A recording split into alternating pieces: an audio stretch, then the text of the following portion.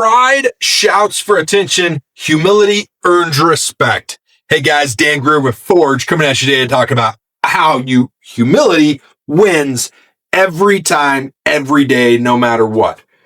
Being right won't win you loyalty. Being real will. Humility builds deeper trust and greater influence than pride ever can. Let's talk a little bit about humility versus ego. Ego stands for edging God out. That's my opinion of ego, right? If you have an ego, you're edging God out. Pride says, look at me. Humility says, how can I serve? What can I do to build this? Pride is going to tear down walls. It's going to tear down soft walls and build hard walls, right? Whereas humility is going to open doors and open windows so you've got some place to go. Think about this for a second. If you have an ego, if you have a bunch of pride and you walk into somewhere and you go, this is the way it's going to be, we're going to do it this way, what happens? What happens? You build a wall. People don't want to listen to you. I've dealt with more acquisitions than I can count. And here's what happens when the new company rolls in and they go, here's the new rules, better do it my way. My way or the highway, dude. You know what happens? They change CEOs pretty quick for about the first 3 years.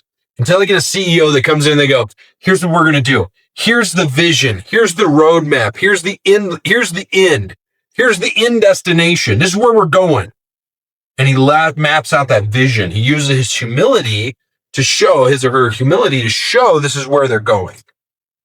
Okay. People connect to authenticity, not perfection. My wife and I were just talking about this today. So many people forget that perfect doesn't get anything done. If you're trying to be perfect, you're never going to leave the house. If you're trying to publish a book and you want it to be perfect, you're never going to send it to the printer. You have to be willing to say, it's not perfect, but it's good enough. I'm going to build a ladder. It's going to get me out of here. It's going to be great. It's going to be great. I don't care if the steps are crooked. I don't care if some steps only have one nail. As long as I get to the top, I can fix it before I have to use it again. Right? Your flaws are often the bridge that makes you relatable to other people. Think about that for a second. Right? Do you want to be like somebody who's perfect? Do you know anybody that's perfect? No. If you do, if you know people who think they're perfect, what do you think about them? Well, I don't want to be like that person. They got a huge ego. They got so much pride, it's unreal. Right? They're not like human. Right? Humility fuels growth. When you admit you don't know everything, you create a space for others to learn and shine. Hey, I don't know the answer to this, but we can look it up together. And you show them how to do it. You know what happens? Now all of a sudden they know how to look it up and they're like, oh, I can do this next time by myself. I don't have to ask this dumb question. Right?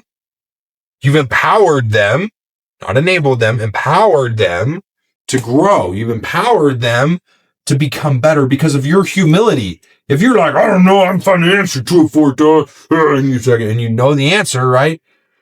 Now you're not empowering them. Now you're enabling them because they're coming to you to get the answer every time. Influencing through services. Think about this. Leaders, we remember, are the ones who carried the load, not just gave orders. Right? Let's go back a little bit. Let's get biblical here for a second. Let's talk about probably the best leader that's ever walked this earth, hands down. His name was Jesus. He was a humble carpenter, right? Turned some water into some wine, healed some blind people, cured people of leprosy, brought a few people back from the dead. You know, just let millions, if not billions of people by this point through life. Through life. He influenced through service. He didn't just give orders. He didn't say, I'll meet you in Capernaum, get on a boat. He's like, go ahead. I'll meet you over there in a minute. And then through his service to them, he showed them how to be a great leader. He showed them how to have faith. His humility is what caused him to be one of the best leaders. Not one of the best leader to ever walk this earth. That was his humility. That's his humility, right? Guys, if this podcast resonated with you, grab a copy of Grit, Grease, and Grace. there's a whole chapter on servant leadership in that bad boy that's going to stretch you. And if you want to bring this kind of leadership culture to your company, let's talk about Forge training and getting it to your team. All right. See you guys later. Catch you tomorrow.